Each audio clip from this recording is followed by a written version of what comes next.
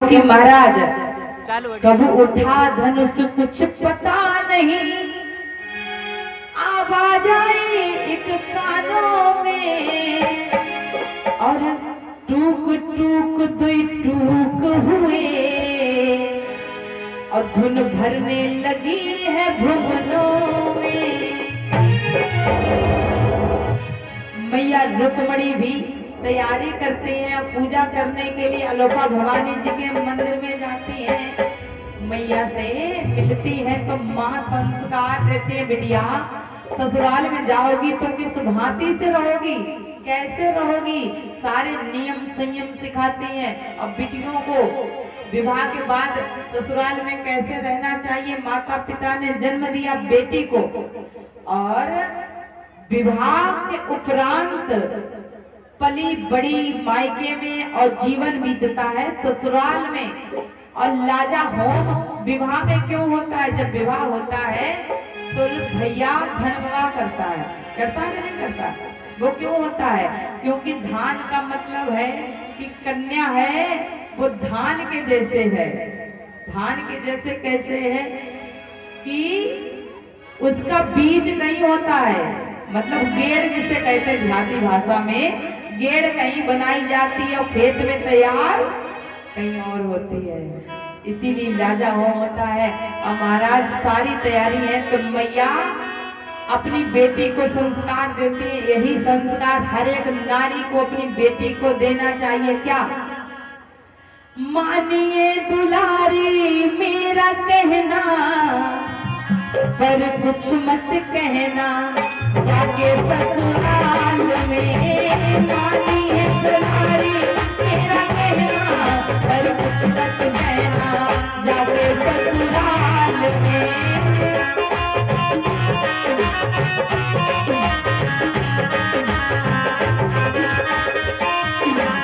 और बेटी पिता के समान अपने ससुर जी को मानना, पिता के समान,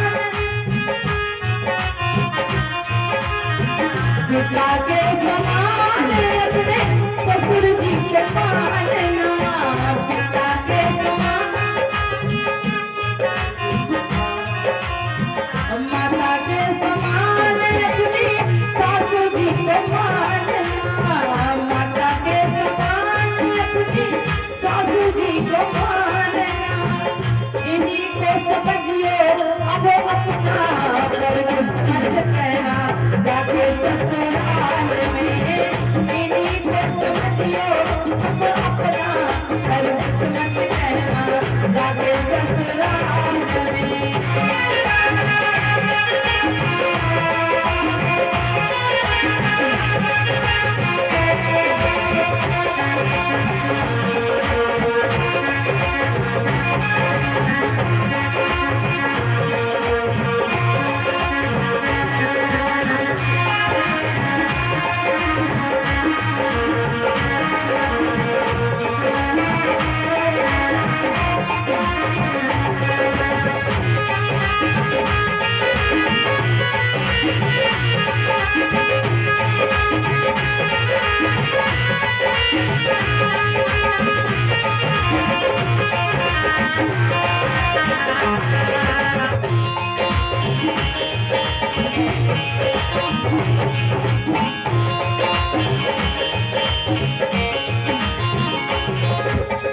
और मैया सिखाती हैं जिठानी का आदर करना, दीवानी से प्यार करना, जिठानी का, जिठानी को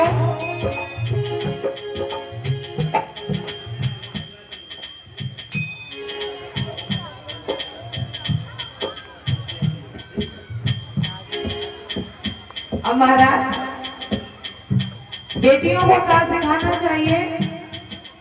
लेकिन जिठानी और दुरानी तो वैसे लड़ती हैं, ना मानो कितने जन्म की दुश्मनी हो। अरे आप दुर्गा हो। जब 9 देवियां एक साथ रहती थी और दुर्ग किला में तो उन्हीं का नाम दुर्गा पड़ा था, और आप लोग एक घर में रहती हो तो झगड़ा नहीं करना चाहिए। दुरानी का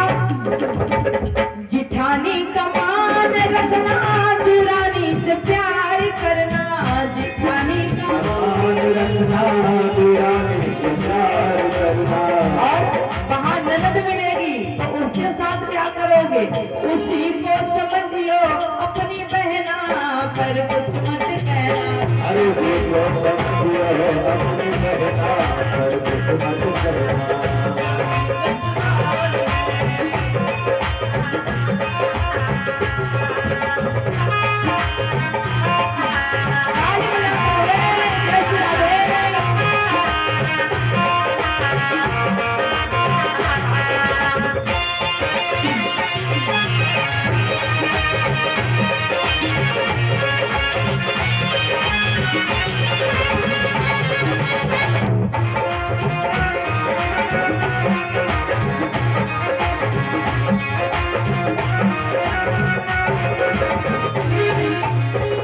मानिए दुलारी मेरा कहना, पर कुछ मत कहना जाके ससुराल में।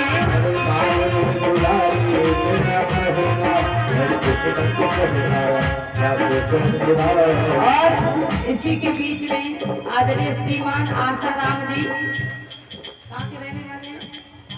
गुर्रा।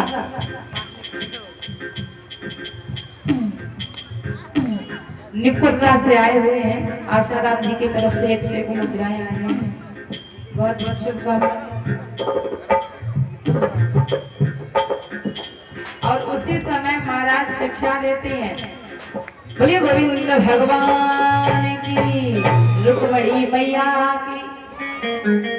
और हर बेटी को सिखाना चाहिए महाराज ससुराल में किस तरह से रहा जाए। एक राजा जी थे, परिचित महाराज, एक राजा जी थे, तो उनकी बिटिया थी एक, तो बड़ी लड़ाकू थी। क्या थी? मोहल्ले में निकलती थी तो 4 बातें सुना के घर में वापस नहीं आती थी। मोहल्ले वाले बड़े परेशान होने लगे थे उससे। कई ये लड़की है राजा की, इतना बोलती है, अब वो भी कटु शब्द बोलती है, गालियां देती है, बिना झगड़ा के इसे चैन नहीं पड़ता। तो सब कहने लगे देखो देखो इसका ससुराल में देखो कैसे गुजारा हो, कैसे इसका गुजारा हो। तो महाराज जैसे तैसे बिटिया का विवाह हो गया। विवाह हुआ और जैसे ही ससुराल गई, तो ससुराल गई तो एक दिन में ससुराल वालों की नाक में दम कर दी। क्या की? बोलो बोलो। नाक में दम कर दी। सासू आई, सासू ने कहा बहू आ गई। अब बेचारी वो लड़ाकू थी, सास से लड़ बैठी। गृह प्रवेश हुआ तो लड़ाई के साथ हुआ। और ननद आई तो ननद से कहा कि तुम्हारी तो चुटियां पकड़े ऐसे घुमाए हैं, सब भूल गया। अब महाराज उसने एक दिन में 18 दिन का अनुभव करा दिया। सासू माँ ने फोन किया, राजा साहब के बेटे के पास ऐसा करो अपनी बेटी को यहाँ से ले जाओ। बेटा आया तो उनकी सास के पास चला गया, तो झट से गई भैया ने एक थप्पड़ मारा कि तुम मुझे लेने आया है तो उनके पास क्यों गया? चल मेरा बैग पकड़, चल घर चलते हैं। अब वो बिटिया घर चली आई। अब घर में रहने लगी मायके में, तो मोहल्ले वाले भी ताना देने लगे कि फलाने की बिटिया बहुत दिन हो गए, ये तो मायके में ही बनी रहती है, लगता है इसकी ससुराल में बनती नहीं है, ये तो मायके में रहती है। तो राजा साहब ने पूछा बिटिया इधर आओ, जा बताओ तुम्हारे ससुर कैसे हैं? पिताजी आपको क्या बताएं, एक नंबर के सासू माँ के गुलाम है। अच्छा हाँ, आपकी तुम्हारी ननद कैसी है? अरे अरे पिताजी उसका तो मत पूछो, इतनी चुगलखोर है कि यहाँ से बात वहां, वहां से बात वहां, वहां से बात वहां। जब तक चुगली नहीं कर लेती मेरी नन तब तक उसे आराम नहीं मिलता। अच्छा अब बिटिया तुम्हारा देवर कैसे है? देवर की मत पूछो, एक नंबर का लफंगा है। मेरे पास आकर भाभी भाभी करता है, मैंने मारा उसके सूट पे थप्पड़। ऐसी बात। अब तुम्हारी सास कैसी है? पिताजी बदुकरिया की बात मत करो, सास ने तो सांस ली वो ही दुश्वार कर दी। अच्छा अब महाराज बिटिया तो मायके में है, लेकिन मोहल्ले वाले उसे ताना देने लगे। काय देवी तुम ससुराल नहीं जा रहे?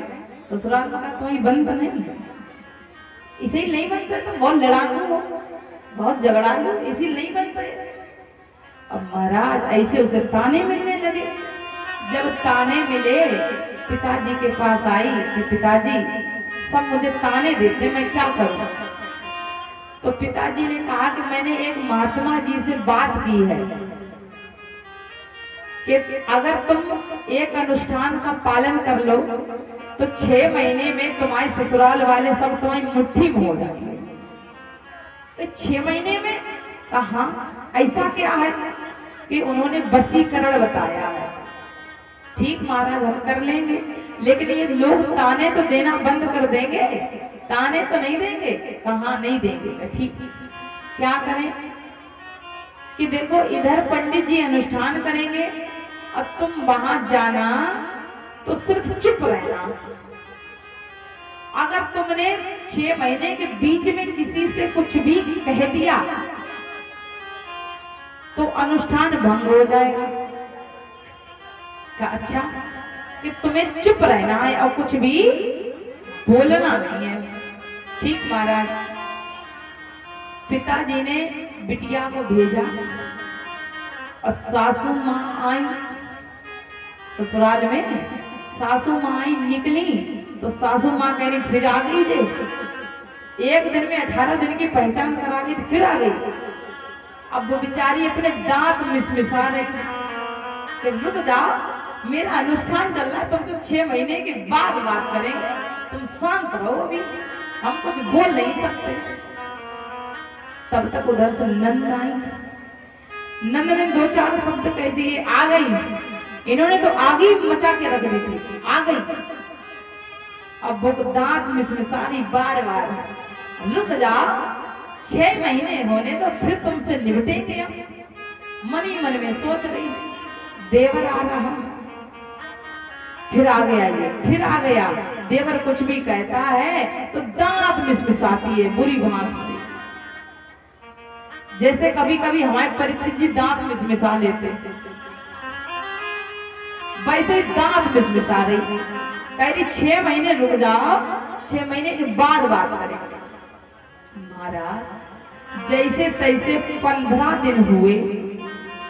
ससुराल वालों ने सोचा ये वही लड़की है जो कि आते टाइम पे इतनी गालियां दे डाली थी, और 15 दिन हो गए ये कुछ बोल नहीं रही, क्या बात है?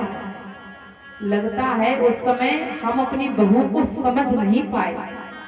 मेरी बहू अच्छी है, किसी ने उसको ऊपर करा दिया होगा।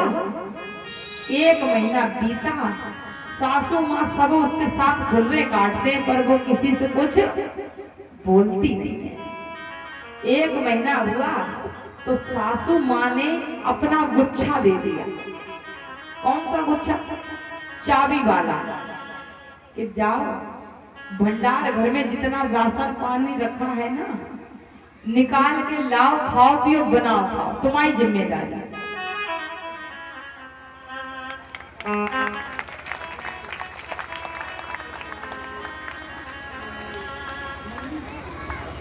नवनीत जी की धर्म पत्नी नन्ही जी माल्यार्पण से सम्मानित करें। बहुत बहुत साधुवाद, बहुत बहुत आशीर्वाद। परिचित महाराज वहीं पे आजा कहाँ थे कि सासू माँ बोली चाबी दे दी। अब बहू सोचने लगी पिताजी ने तो कहा था कि 6 महीने रुकना, सब मुट्ठी में आ जाएंगे, लेकिन अभी तो एक ही महीना हुआ, चाबी आ गई। भाई कोई ना कोई तो ताकत जरूर है। अब महाराज 2 महीने हुए, अब ससुर जी जो भी सब्जी या जो भी फल फ्रूट लाते हैं तो बहू को दरवाजे से ही आवाज देते हैं। अब बहू जाती है, लेती है, कहती देखो देखो अभी तो 2 महीने ही हुए, और सब मेरा नाम लेके मुझे बुलाने लगे। अब महाराज 3 महीने हुए, देवर भी आता है, अब बिना भाभी की आज्ञा से कोई काम नहीं करता। तो देखो देखो महाराज अभी तो 3 ही महीने हुए, इतना परिवर्तन। और ननद भी आती है, भाभी भाभी भाभी भाभी भाभी भाभी करके चारों तरफ चिल्लाती रहती है। अरे अरे देखो देखो अभी तो 5 ही महीने हुए और सब ससुराल वाले मेरे कब्जे में आ गए।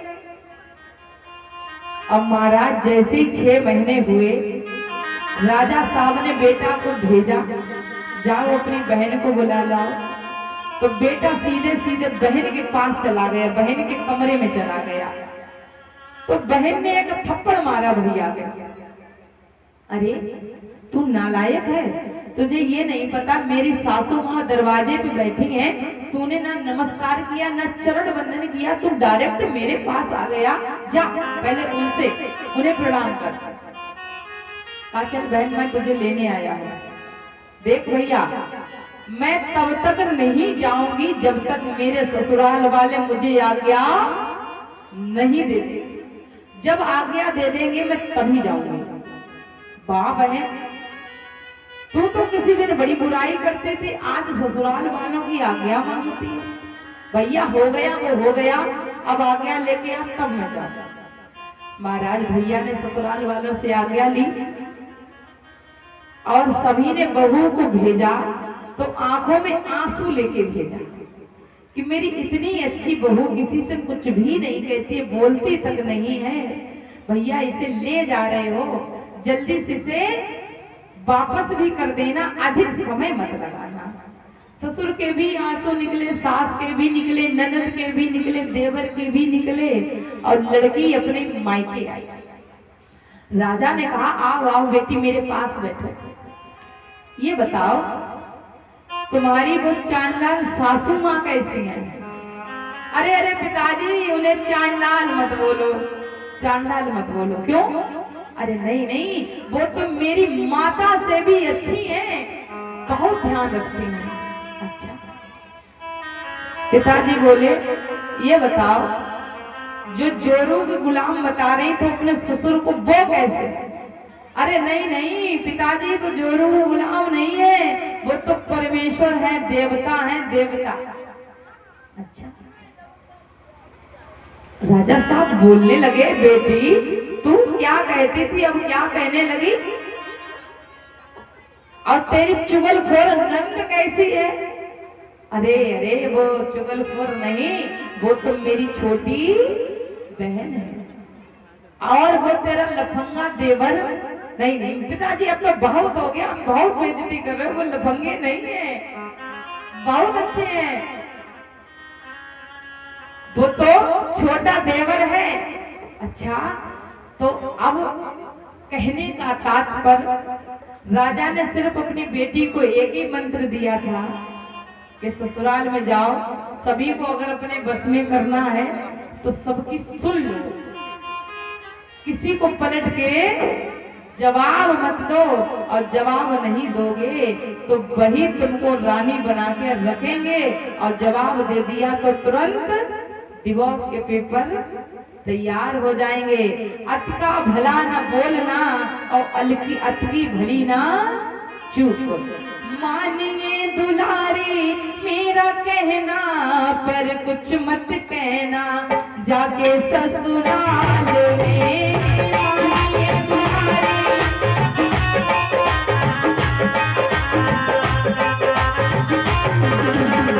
मानिए दुलारी मेरा कहना, पर कुछ मत कहना जाके ससुराल में। बोले कृष्ण कन्हैया लाल की। बाकी बिहारी आते हैं, रथ से उतरते हैं और देखते हैं। सखियों खड़ी हो जाओ, खड़े हो जाओ, थाली पीछे रख दो, ये रख दो पीछे। महाराज तुम भी थाली लेके इधर आ जाओ। अब जैसे ही देखा है कि महाराज ये तो सखियां बहुत हैं, अब इनमें से रुक्मणी कौन सी होंगी, तो महाराज मैया रुक्मणी ने अपना एंटीना दिखाया। एंटीना क्या दिखाया? कंकन। अब जैसे ही मैया ने दिखाया और भगवान ने उनका हाथ पकड़ा और अपने रथ में बिठा लिया। अब महाराज भागो, इधर से भाग के जाओ, हाँ धीरे धीरे नहीं, भाग के जाओ। अब वैसे ही महाराज भागे हैं। राज बेटियों ने कहा जाके कि अरे रे एक काला काला लड़का आया, मैया रुक्मणी को ले गया, बहन रुक्मणी को ले गया, बुआ रुक्मणी को ले गया। कौन था वो काला? वो काला काला था, भागो जल्दी जल्दी भागो। अब महाराज काला काला था। अब जैसे ही कहा, शिशुपाल ने अपनी सारी सेना को छोड़ा, रुक्म ने सारी सेना को छोड़ा। तब तक भैया बलराम ने अपना मूसल निकाला, सारी सेना को परास्त कर दिया।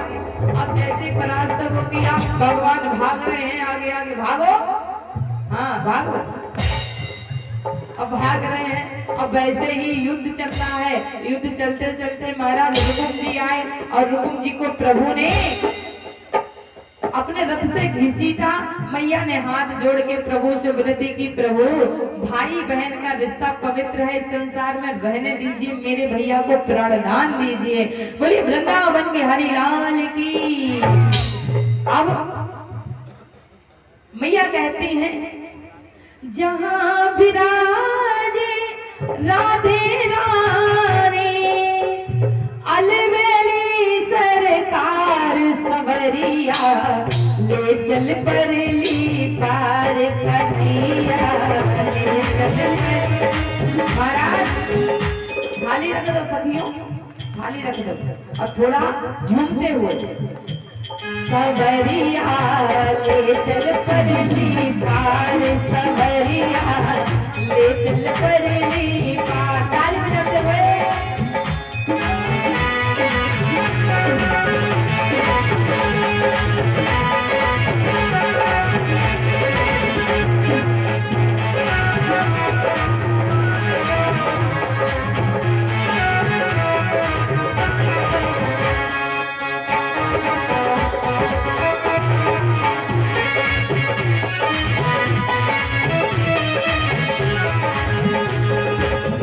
ताली बजाते हुए गुने अब गुने सब तेरे अर्पण। इसी के बीच में श्रीमान हरपाल उर्फ कालू दादाजी की तरफ से 211 रुपए आ रहे हैं। भगवान के चरणों में बहुत बहुत साधुवाद। ताली बजाते हुए सभी लोग, जिसका मन हो घूमने का, परिचित महाराज खड़े हो जाओ, भैया पक्षिरानी साहब।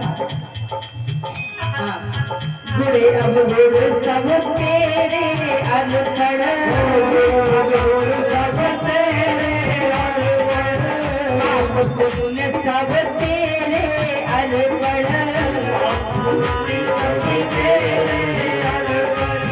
मैं तेरे चरणों की दासी, तेरे चरणों की दासी, मैं तेरे चरणों की दासी, मैं तेरे चरणों की दासी, मेरे बालाधार सवरिया ले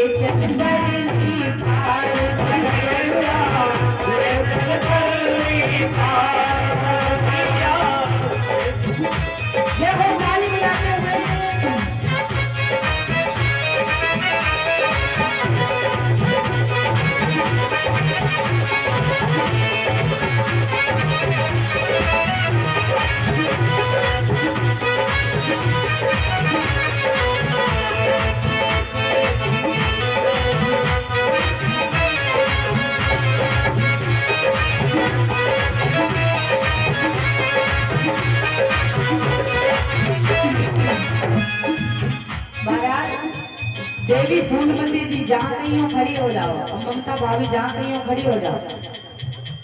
अब मैया रुक्मणी इधर देखो, झूम लो जितना झूमना है, कल कथा नहीं होगी, झूमो।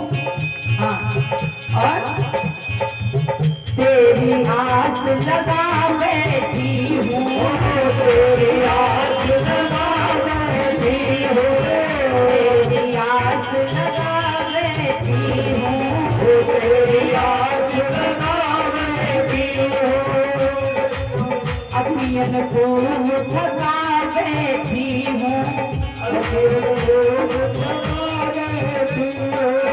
अखियन को थका बैठी हूँ। ये मैया रुक्मणी क्यों गाने घूम हो सावरिया में तेरी रागनी, सावरिया में तेरी रागनी, सावरिया में तेरी रागनी, सावरिया तू मेरा बलहार सावरिया, ले चल परली पार, सावरिया तेरे परली पार, सावरिया ले चल परली पार। तालियों साथ में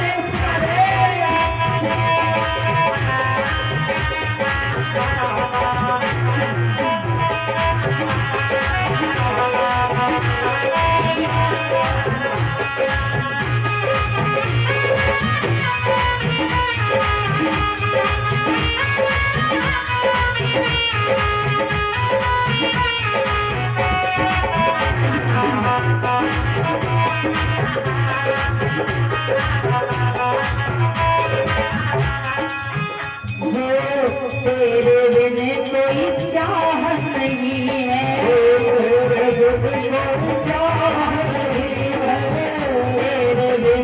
कोई चाह नहीं है, तेरे बिन कोई चाह नहीं है, जग कुछ परवाह नहीं है, जग की कुछ परवाह नहीं है।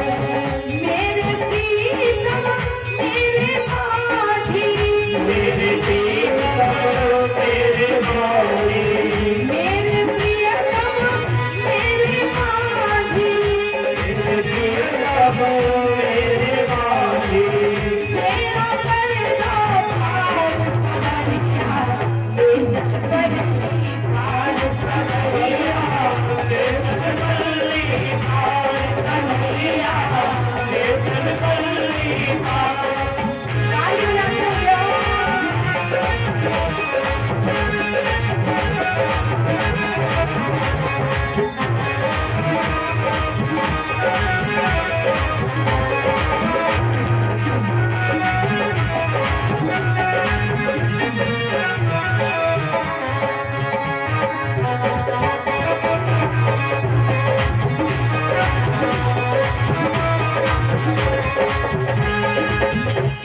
सवरिया ले चल परली पार, सावरिया ले चल परली पार।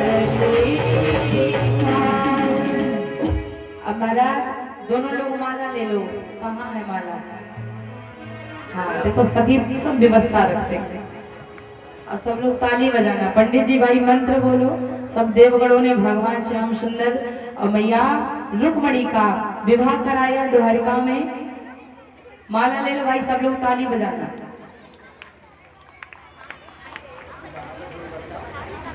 पिछली कथा थी जहाँ अभी कह के आए, आप लोगों ने सुना होगा लाइव से, सभी लोग यूट्यूब चैनल से हमारे जुड़े, साधना किशोरी नाम यूट्यूब चैनल है, तो वहाँ कथा चल रही थी। तो पिछली बार कथा की होगी तो माला नहीं डलवाई होगी बिटियों की, ऐसे ही आशीर्वाद दिला दिया होगा सभी भक्तों को। तो वो बिटियां कह रही दीदी इस बार हमारा ब्याह करा दी हो। हमने क्यों पहले आप भूल ही थी, आपने माला नहीं डलवाई थी। माला है विवाह थोड़ी ना है, माला डलवा देंगे। चलो महाराज डालो। ओम मंगलम भगवान विष्णु मंगलम गणराज मंगलम पुण्यकाक्ष मंगलाय तनो हरि। अब महाराज, अब जिसको भी झूमने का मन हो, नृत्य करने का मन हो, अब अपने स्थान पर खड़े हो जाएं। 5 मिनट का समय है, जिसका मन हो झूमने का झूम लो, उसके उपरांत आरती होगी, ठीक है। अब खड़े हो जाओ, जिसका भी मन है, कमेटी वाले भैया लोग जिसका भी मन हो खड़े हो जाओ, और सब लोग ताली बजा के कहेंगे, आज मेरे श्याम की शादी है, आज मेरे श्याम की शादी है,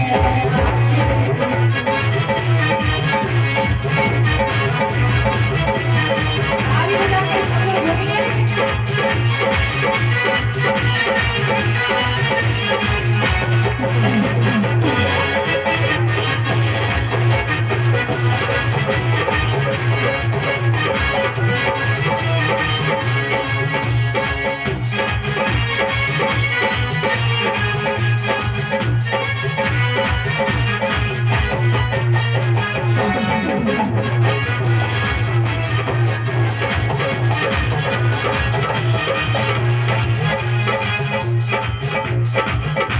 आज मेरे श्याम की शादी है, आज मेरे श्याम की शादी है, आज मेरे श्याम की शादी है, आज मेरे श्याम की शादी है।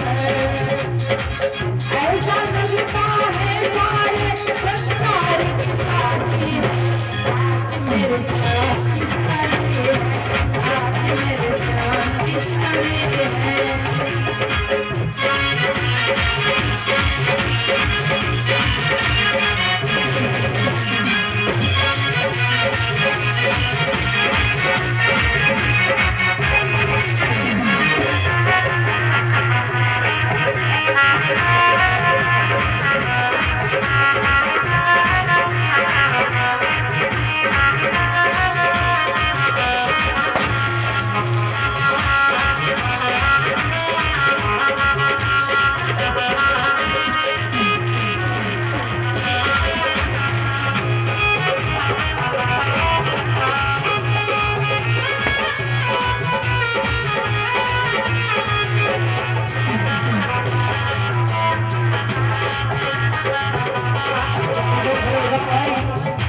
सभी लोग खड़े हो जाओ, सब लोग खड़े हो जाओ, सब लोग घूमो।